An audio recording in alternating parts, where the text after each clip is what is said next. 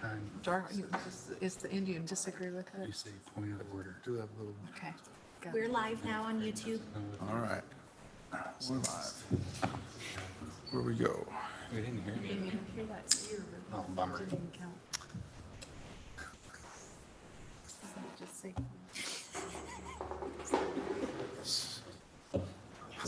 Thanks. Thank you, Josh.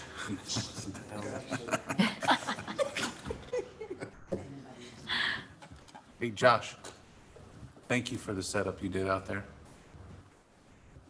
The speakers. Yeah. Speakers. All right. Welcome to the regular meeting of Helotes City Council. It's May 26, 2022. The time is 7:00 p.m. We're going to start with the invocation, and we have a pastor from Helotes First Independent Baptist. I'm sorry, there we go. Go ahead and lead us. Let us pray. Our Father in heaven, we come to you today, very grateful that you've allowed us to meet together. Father, I pray that you give us wisdom as you are the God of all wisdom. Lord, I pray that as things are discussed, and Lord, your wisdom, your wise counsel will be given on each and every mind.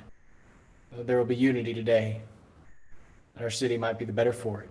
I ask these things in Christ's name. Amen. Amen.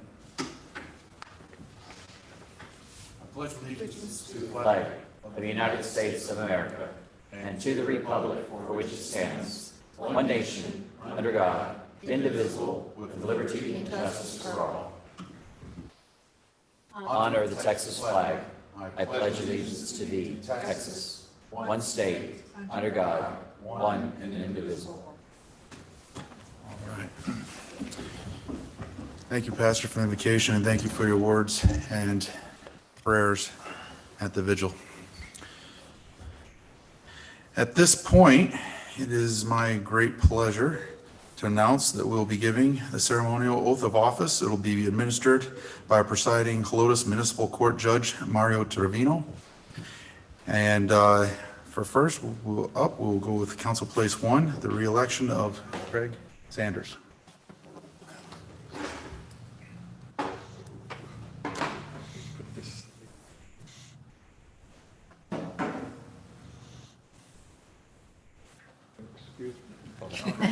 I don't normally wear one, so.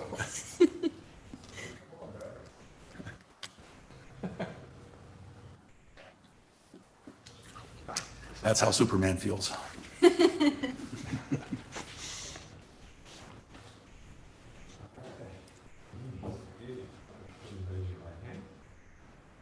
In the name and by the authority of the state of Texas. Just repeat after me. In the name and by the authority of the state of Texas. In the name and by the authority of the state of Texas.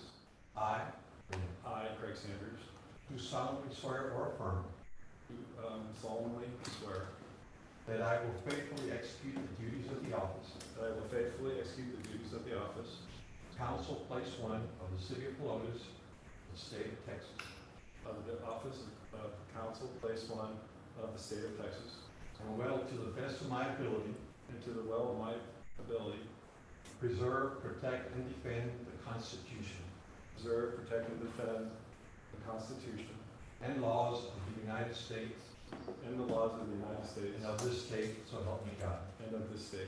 So help me God. Congratulations.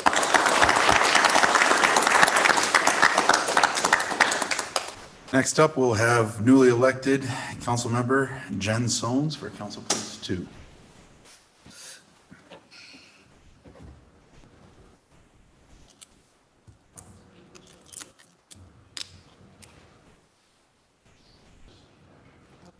Please raise your right hand.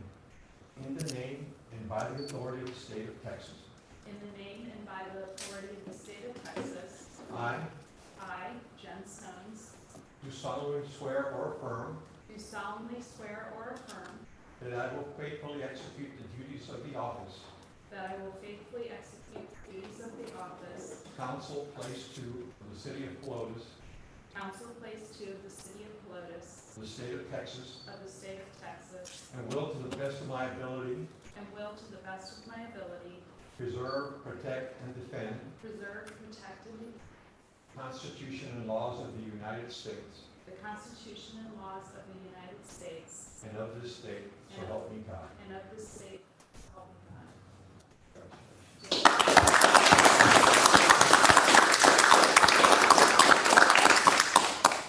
God. And last but not least, Councilmember Cynthia Massey, Council Place 4. And if I'm not mistaken, maybe the longest sitting council member in the history of Helotes. All right.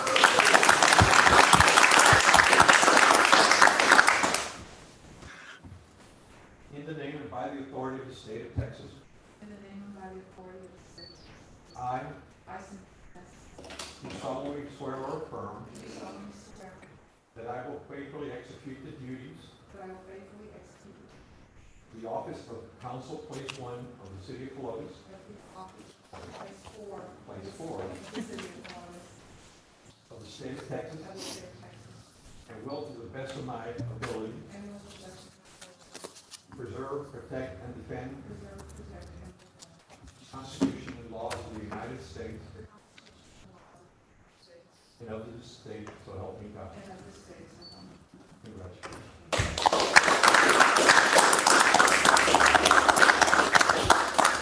Thank you very much for having me here. Thank you, Judge. I appreciate you and your service.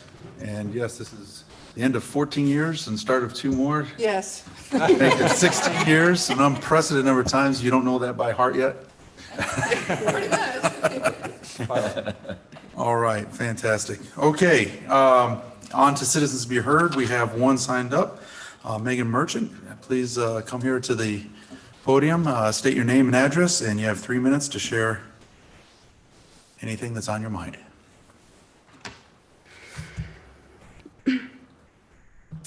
Good evening, Mayor Whitehead, council, and staff. My name is Megan Merchant, and I live at 10922 Iron Spring in Helotes. Thank you for listening to me this evening. I don't feel that I am in any way qualified to stand up here and speak, as I do not have any children, but I am an angry and heartbroken sister to 5. It is my greatest hope that you will listen to what I have to say and do what is best for the community. When I kissed my sister goodbye this morning, I was overwhelmed with the thought that I may never see her again. This is a thought that I do not want to have. The latest senseless massacre at Robb Elementary in Uvalde was a disgusting act of cowardice caused by an evil, selfish, and miserable boy. Those children and teachers deserved better. Those families deserved better. We all, as Texans and Americans, deserve better. This shooting is yet another piece of evidence that shows that our schools and the faculty and staff that work hard to educate the next generation are not fully equipped to handle threats of this nature. While I understand that this shooting did not happen in Helotes, that doesn't mean that it can't or that it won't. School shootings happen in cities like ours, where violence doesn't seem to be a problem, but the typical perpetrator often belongs to the school community and can easily pass through undetected. This is the time to do something. After Sandy Hook was the time to do something. After Columbine was the time to do something. The Safer School Act was introduced into the House of Representatives in April 21st, 2021.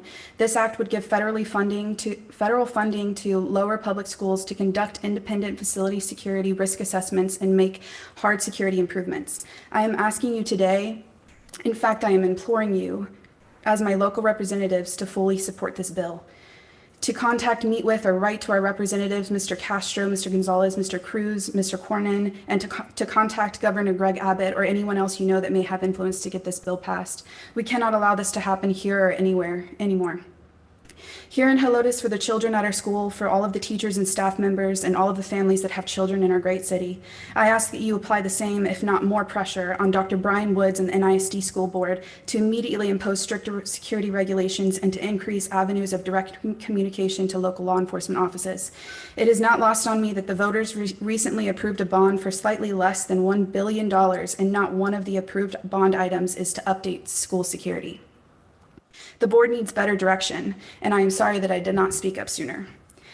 I believe the best line of defense is our strong and wonderful community, school counselors, psychologists, officers, and teachers building relationships with children.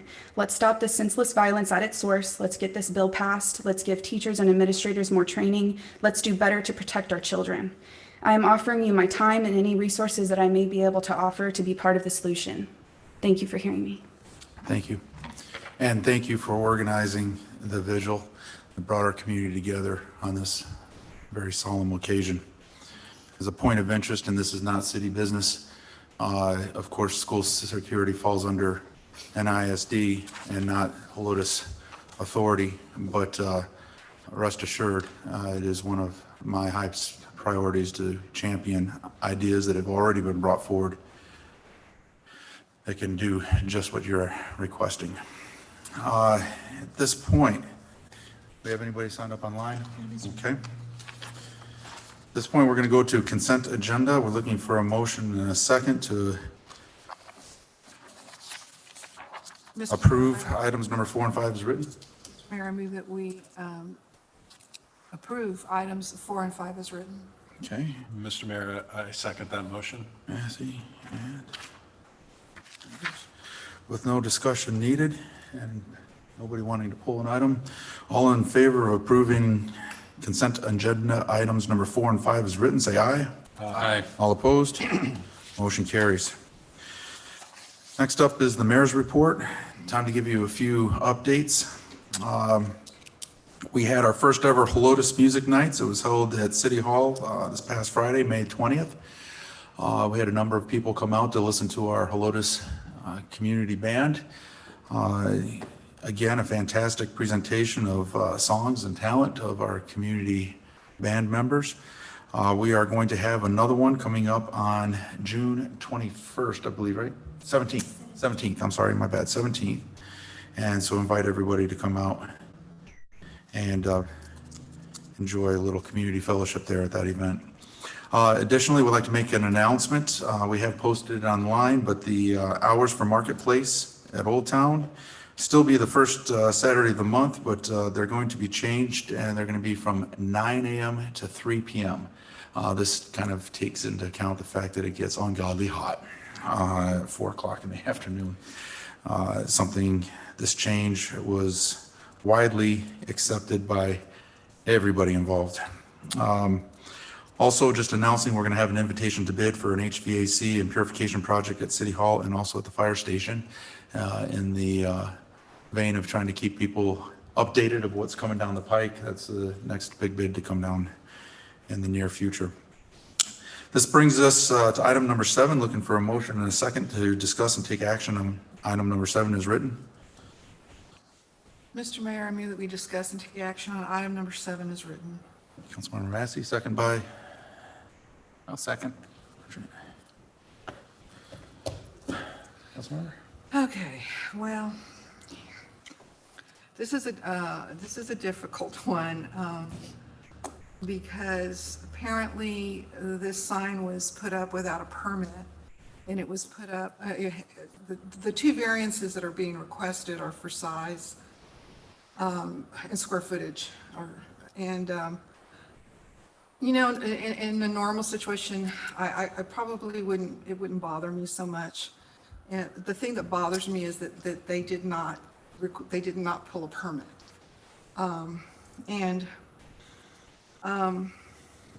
From what I understand, that the sign isn't obtrusive. It sits kind of back, and the building is quite big. The LED lighting is permitted because it is a government entity. So that's not the issue. I think the issue for me more is that they didn't pull a permit. And so I guess I just want to find out, is this a legitimate, they just didn't know, like ignorance, that they didn't know that they need to pull a permit? Well, it's a little historical background on here. My understanding in talking with some of the people from Bear County is that they were advised by their attorney they didn't need one, and that they didn't have to abide by sign ordinance, which is bad information. And quite honestly, liability, in my opinion, would fall on that attorney for giving incorrect advice. Secondly, they were, when the sign was observed being constructed, they were issued a notice to stop constructing, and they kind of ignored that. Marion, do you have the specific details? They were about 3/4 of the way through it or halfway through it? Legal actually got involved after we actually approached them. We saw the sign erected. we approached them, and then they contacted their legal, and then that's when legal got involved. I can't say that if they knew or not, and their assumption was that because they're a government entity, they don't have to pull permits to erect or do anything else. They're used to a lot of the Bear County that you don't have to do that for building and so forth. They didn't realize, I guess, being the ETJ, the signage came to us. We did do a work stop order, and they did continue. That was already erected. What they continue to do is put the lettering on the actual signage, even after we told them that they needed to stop. And that, so that did happen. And next thing we knew, there was letters already placed before even them turning in the variance application. The letters are not shown in the picture No. at this point, but they're already installed. So, and just to clarify, while we don't allow LED lighting, the LED lighting itself, and that is an exemption because of the government entity. Government, and they can only put information about meetings, public meetings, or public awareness, like if there's a fire on Shanefield or GOM or something like that, that they need to get that information out. So just Or to if clear, there's a life like a CPR class being offered, they can, provide that. No burning notice, they can provide that. It has to be related to, it can't be advertising, Right. barbecue or, whatever. It has to be related to the governmental entity. And that is exempted under your ordinance. Okay, so my next thought is, District 7 Fire and Rescue, it's a taxpayer-funded place? Yes, ma'am. Okay. Yes. And so I have to say that I don't like the idea of, like I said, the sign doesn't bother me. I think it's fine. It is a little larger, but it's not even that much larger. The thing that bothered me was not going through the rules and regulations. But because it is a taxpayer funded, I don't want our taxpayers to pay to have it removed or taken down and put a different way. And so I'm tending to grant the variance with a hopeless stipulation that they do pay for the permit that apparently they haven't paid for. They would pay for the permit, as well as we have a penalty clause within our system where they have to pay double the fee. Okay. So it's still a very nominal amount, but It is. it is nominal, but again, because it is taxpayer funded and our taxpayers are paying for somebody's mistake, again, apparently an attorney's mistake, I think that I just don't want our taxpayers to have to bear that cost. okay. Archie? So, to me, the standards for the government are the same as for the citizens. They're not different. And in that, I think, however, the expectation that government entities should exceed the standards, not just meet them. And they should meet them, and that should be the norm, not a variance request after the fact. This is a problem. I mean, it's a very clear problem. You bring up a great point, Councilmember Massey, and that this is funded by taxpayer dollars, and that really makes it doubly worse for me. I don't believe that the builder and the people who put this sign together, I wish they were here, because I'm pretty sure they're not a fly-by-night company. They've done this once or twice before, I'm sure of it. And they should know better, as well as the attorney. That's my thoughts on the issue. Just to throw a little bit of information to hopefully add to the conversation, what is specifically being asked for is 2 variance requests that were recommended against by P&Z, correct? Yes. Correct. And one is for the overall size, which exceeds by 36 square feet, and the sign height by 2 feet. If I can go to page, let's see, actually underneath the permit, I got it on page, well, it's the first page of the schematics, and right in the center, item number 8's got the sign with the letters. It is a little frustrating that they went ahead and ignored our cease till we could figure out what's going on, and then they put the letters on there, which means that if you were to cut the top 2 foot of the sign off, now you got to take the letters off, and that's a doubly frustrating. It's kind of like, well, the more we do, the better chance we have of them not making us tear it down. The 36 feet would require actually taking 3 feet off the top, because it's 12 feet wide. So the variance, in order to make it comply, would mean take the top 3 feet off, which would be everything except for the 2 bricks above the middle capstone. We have a number of variances that have granted along Bandera Road for taller signs. Certainly QT got put through the ringer, and they came back on their own with an 8-foot sign. But if they would have come back with a little bit taller sign, perhaps that would have been considered. We didn't have to consider that because they came back at an 8-foot. But we do have variants for height that have been granted even within the Helotes city limits. And traditionally speaking, going further out, we've had a little bit taller sign. Again, you all are making the vote, but I ask you to at least consider that in the mix as far as the height.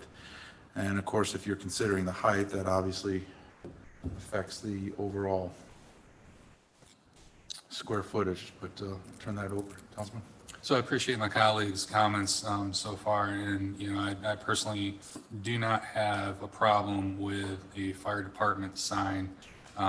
This isn't so egregious that it's just that we say tear it down. But yeah, part of the process is absolutely, especially with a stop work order, and ignoring that is, I think, a little irresponsible on the executive's part, and obviously their legal counsel needs to hopefully put some of the taxpayer costs. But as I'm looking at it, I would I want to say I appreciate our volunteers' time on P&Z, but considering the fact that this sign is already constructed and almost complete, and that we do have a penalty, I would be in favor of passing it with those penalties at this time.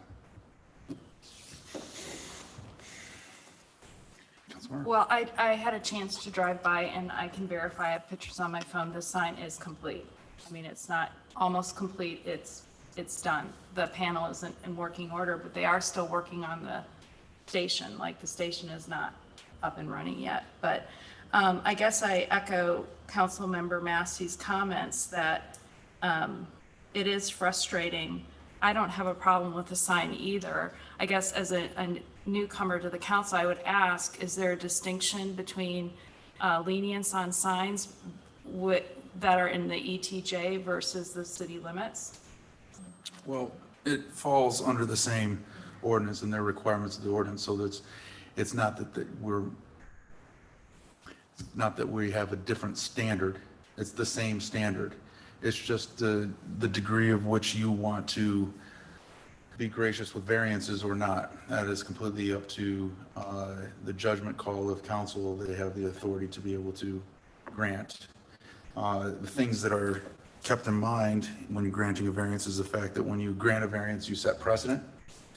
Especially disturbing, and we have seen this how many times over the past year, people building a concrete pad or something in their backyard or a shed, and like, well, I didn't know, and we did make somebody tear down something fairly expensive that was done in their private yard when nobody was complaining, right? So we do need to have some sort of standard, and that's the problem with variances. It inherently breaks down the value of the standard to begin with, right? This is one of the reasons why I want to revamp our sign ordinance to put it where it should be as opposed to where it is, right? And that way we wouldn't have to have so many variances. But Frank, can I ask you a quick question? Yes, sir. I know we're allowed to be able to authorize a fine on the permit for not having had one, so which would be ×2. Is there also a fine that we could levy for the fact of failure to heed the cease work notice. I don't believe we have a penalty provision in our code for that.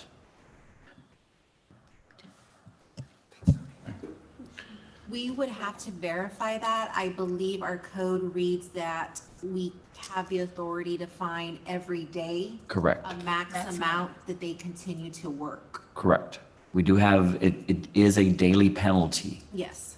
that you're able to assess. So one possible solution here is that if the concerns, and I still want to hear from Councilman Sanders, but we could take a look and say, okay, if we approve this, but we want to assess some sort of penalty, and we can come back with that because, and research the daily amount of that. But in all reality, we want to be good partners. We want to realize that we have, it is a public funded organization, but at the same time, we can't just throw out all our rules and regulations because we have good meaning folk on the other end, right? You know, it's just, there has to be some order. Councilman? So I know, so that was I'm glad you brought up the ETJ. So the way I've always approached the ETJ, right or wrong, was generally we ask for variances because they're along faster speed limit locations, right? And it may be a little bit further away from the roadway. So generally, I mean, that's kind of the rule of thumb that I always kind of use, and I know some of the other council members as well. This is not that far away from the road. That is not a high-speed area. If anything, it's not high speed because of the traffic jams that are down there all the time. I've had the misfortune of being stuck down there where you could certainly see that small LED sign, even though it's not sideways, because you're stuck in traffic. You know, this is a tough one because precedence is important, and I hate the fact that I feel like we're being made a hostage because somebody committed taxpayers' dollars inappropriately or without following the rules. And so now I feel like I feel almost bad that I want to hold them to a standard when I don't see them along a fast roadway. I don't see them, I don't see the real reason why they decided they had to have such a big sign. And then all the other things because they didn't even follow process. So I'm inclined to not support this variances. Frank, maybe a point of clarification, because they were advised, if in fact that was the case by their attorney, that they didn't have to abide by rules or ordinances. As far as Councilman Massey's point, we don't want to cause extra cost to the taxpayers. They could recoup that liability-wise through the attorney for bad advice, could they not? Well, first, ignorance of the law is no excuse, as we've all heard that. Sure. When I did speak to the attorney, he was surprised that we require permits of governmental entities. And he said, I'm sure you've made, and I said, no, I can tell you that the Northside Independent School District was not pleased having to comply with our permitting process for the high schools that, you know, and so forth. I said, so no, we do not make exceptions. You must comply with the permit process. And he basically stated that, as Marion mentioned, that some other smaller cities in Bexar County do have exemptions for governmental entities, and he just assumed. And so they do have a claim. If we were to issue a penalty, they could pursue it from their attorney. It's certainly a difficult and a sensitive topic, and I certainly don't want to cause any difficulties for a community or tax-based entity. And if, Yeah. go ahead, please. Yeah, and I totally appreciate Councilmember Sanders' point of view. I always do. But the reason we have variances, that's the reason they're in the law, is because of situations that come up like this. And it comes to, you know, again, planning and zoning turned it down. It was what was the vote was? 5-1. 5-1. 5-1. And, you know, they were going strictly by the rules and regulations. This is, you know, they didn't like any part of this. It was, you know, in their estimation, it should have been facing a different way and whatever. And that's, and I tend to I have to say 95% of the time I will do what P and Z, recommends. But this time, and again, these are like you said, this is the tough issue. But this is what a city council, this is what elected officials are elected to do, make these decisions. And this is why variances are put in there. That's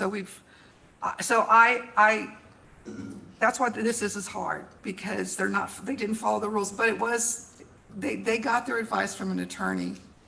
And this is, again, a District 7 fire and rescue station, okay? I mean, it's not like just some business, who, is ignoring us. This is I tend to have a lot of sympathy for this group. I don't think they did anything on purpose to not follow our directions. Yes, they didn't stop, whatever. I don't know, and I'm not sure who was in charge of telling them not to start or whatever. So anyway, I'm at this point, I'd like to grant the variances, and I just like to move on, and let's just try our hardest to stay on top of these things. And maybe we should consider doing a little more on punitive damages for something like this. Damages would be assessed administratively, correct, not an act of. That's correct. So correct. if this is, if we approve with the variances, then administratively, we could still seek to fine them for failure to comply Comply with the stop order. This is in side work, yes. So that would be our mechanism to hold them accountable. Correct. So really, the options before you are let them keep it, in which case administratively, we can assign a follow-up with a penalty and handle it in that manner, or force them to tear it down and start from scratch. And in that case, you'd have to ask yourself, if they came with a variance and asked that, would you have granted a 2-foot extension? 10 foot versus 8? If the answer is that you would have granted them that, if they came to it, consider approving it, and then we'll just handle it administratively with a fine in that aspect.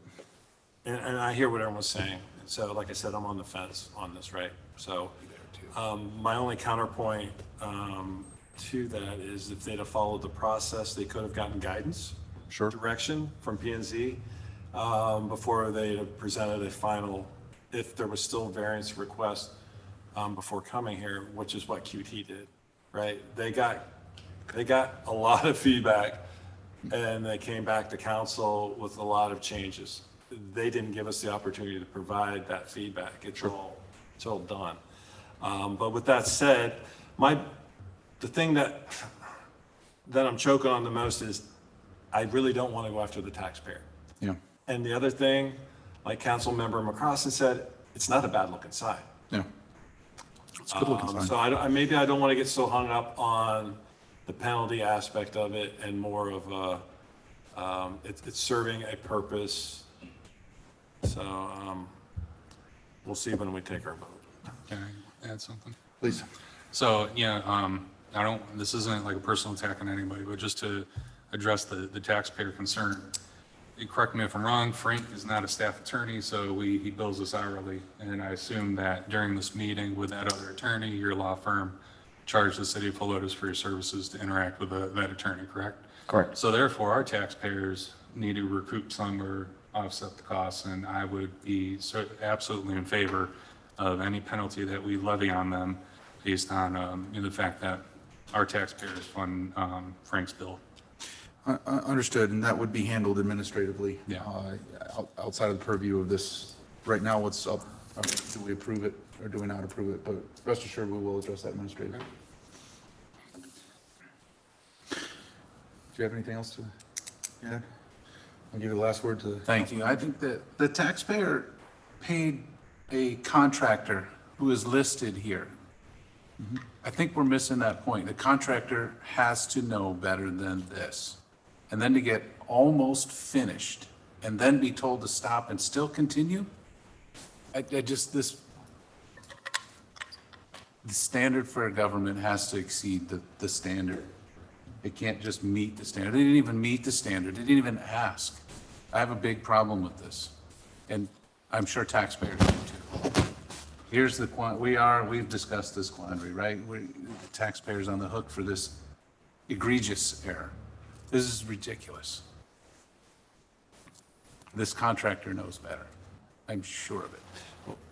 I would just say I do a lot of stuff with contracts, and it's all based on how the contract was written, right? And so whoever their contract officer is within ESD, that would be the person I would hold accountable, not the contractor. I suppose I mean the company itself. Yeah. They're following a statement of work. This isn't their first sign. A, B, C, D. I don't know if I'd go down that road. I don't know. It's not their first sign, I'm sure of it.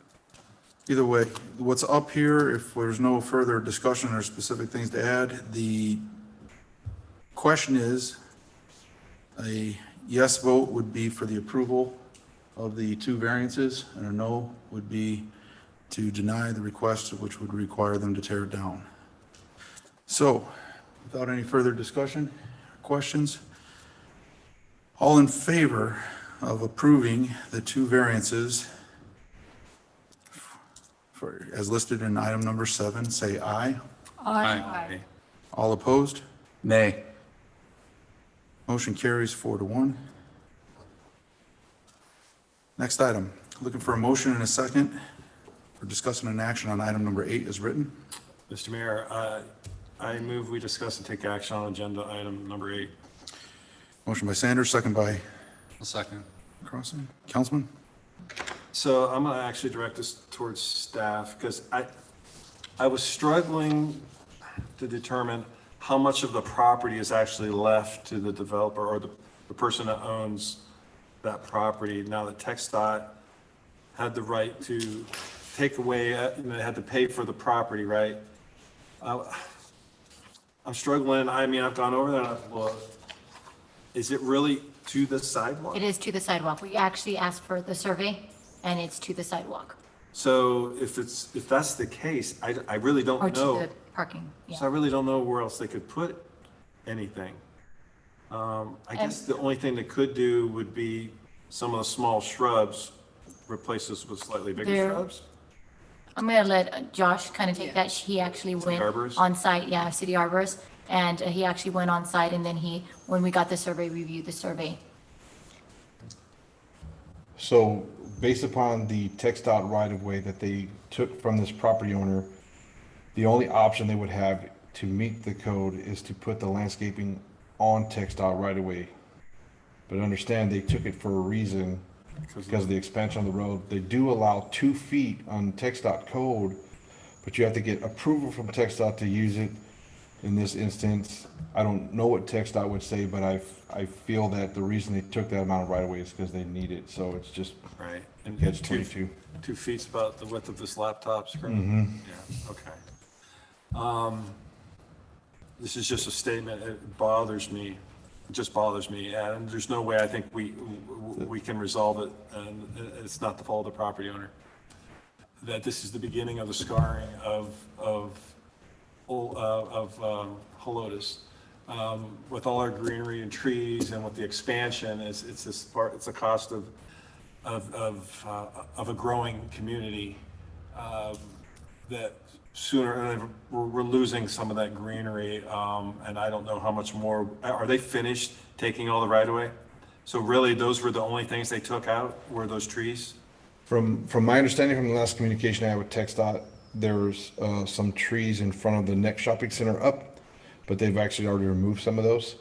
So from my understanding, all the vegetation they needed to clear from basically this intersection of 1516 Bandera towards 1604 has been completed. Thank you, Josh. And I know that's not pertinent to the actual agenda item, but, okay, then I'm good. I'm good.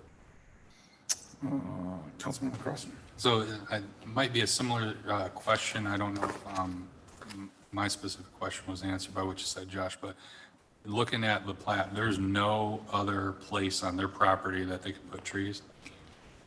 So the issue is not trees. The issue is what's Parking to cover. yeah, streetscaping. So they would have to do major construction. They would have to change the size of their parking spots, which that's a whole nother mess all in itself, in order to come into compliance. So this is an undue hardship on the property owner based upon text dot expansion, in my opinion. And also, if they're looking, if we do require movement of parking, we'd have to see if removing those parking spaces, they'd be in compliance with the number of parking spaces for that. So it would just trigger another We variance. have the potential of a domino effect here Right. where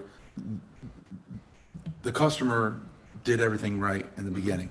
Then to no fault of their own, have an issue that causes an issue that causes an issue that will force them to shut down and be vacant because nothing's in compliance, right? This is a text dot issue, which, as we all know, they do fairly well with working with us and keeping everything in compliance and meeting the needs of our expanding community. There is definitely some expansion that is needed, and these projects going through help address some of the issues that we brought up and needed, and their life safety issues as well too. And sometimes life safety comes at the cost of some green space. But in the particular case of, do we penalize the owner of a property that did everything right in the first place through no fault of their own? That's a rough penalty to levy, but And I don't remember the exact number, but when that development was done, there was a significant amount of trees protected and a significant amount of trees planted. So the developer and the property owner did literally everything they could to come into compliance with the ordinance. That's good info. Yeah, it's unfortunate, but that was it. anybody have any other comments they want to?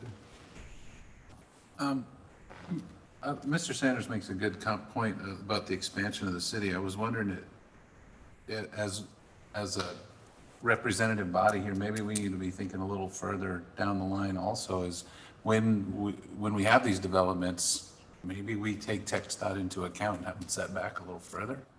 I mean, is that a possibility? Is that already there? Is that?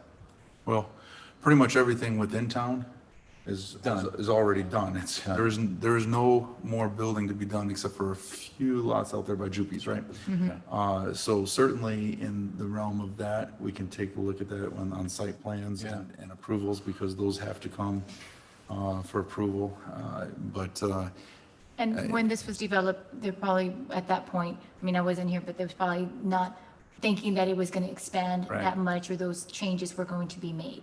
We do know of any further ones in some of the lots that are still vacant that can be built, that we can put that into consideration, because we know text dot's plans. Okay. That's what I was trying to get to. Good. Okay. So a vote in favor would be to approve the variance as requested. All in favor of approving item number 8 as written, say aye. Aye. All opposed? Motion carries. This brings us to looking for motion and a second to discuss and take action on item number 9 as written. Mr. Mayor, I move that we discuss item number 9 as written. Councilmember Massey, second by Second. Crossan.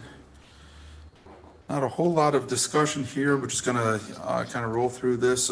Speaking, each one of these terms are 1 year. It gets, we look for reappointments. This year, we're looking at having Councilmember Sanders act as the Economic Development Corporation liaison. And part of this was, decision was for your consideration to have somebody else get deeply involved with EDC to help broaden the experience of an understanding on an intimate level with EDC, to help. Councilmember Crossan certainly has been involved with a lot of years, both individually serving on the board, and then this past year's here, and will continue to be involved on his own private business with EDC. This gives another member a chance to be able to be intimately involved. Councilmember Merchant's been in charge of Board of Adjustments, which one meeting. As I ran into a board member from the adjustment, and he says, "Man, we haven't had any meetings." I said, "That must mean we're doing our job right. If nothing has to come to you guys." So That's good. we cheered to business going on well. And offering up Councilmember Sones to be the liaison officer for Planning and Zoning Commission. to really get in-depth experience with all the issues that we're dealing with on a daily basis. Certainly, those of us that have been around for 14 years has had a great opportunity to know the ins and outs, and this will give a great opportunity for, so if there's, anybody have any specific comments, objections, points? I think they're great appointments myself. Then we'll go ahead and vote. All in favor of approving, Mayor, oh, first and a second, we had one by Massey and McCrossin. for number 9? Yes. Uh-huh. Okay, I guess I missed that. Sorry, we got it right here. We good? We're good. Okay. All in favor of approving the nominated members for liaison officers as written in item number 9, say aye. Aye. All opposed? Motion carries. At this point, we're going to adjourn into closed session under section 551.074 personnel matters. This will deliberate the selection of Mayor Pro Tem in the City of Helotes Council for the term May 22 to May of 23. Time is 7:45.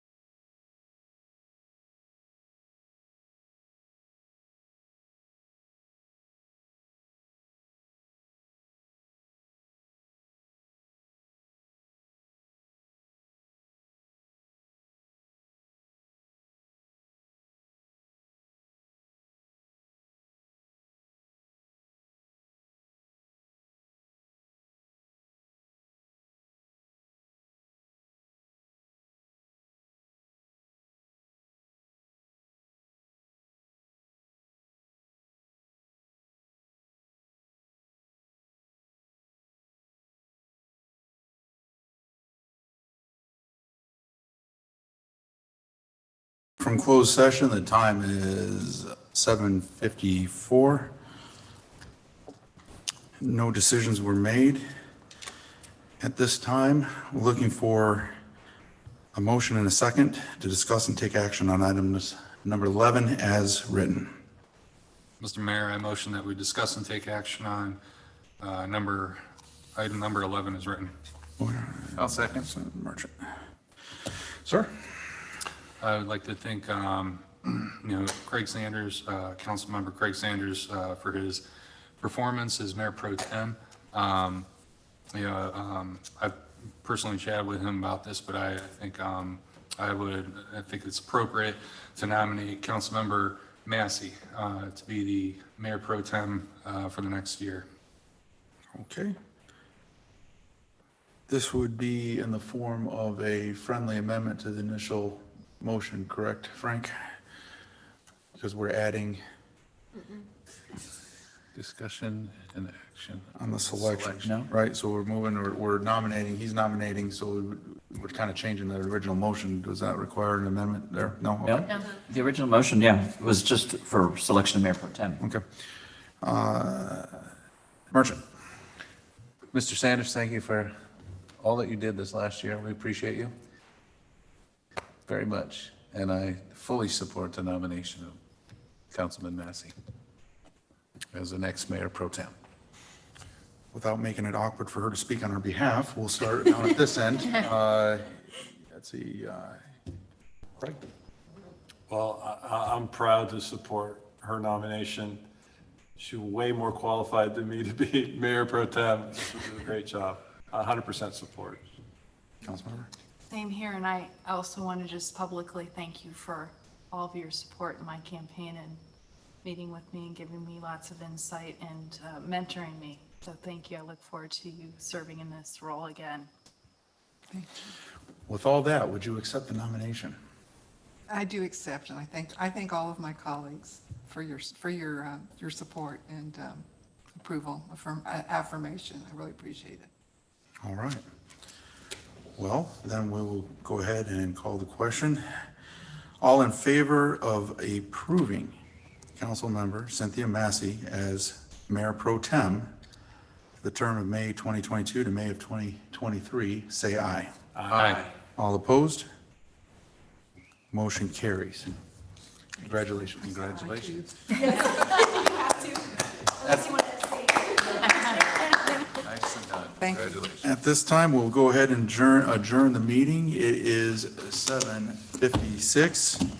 Meeting is adjourned.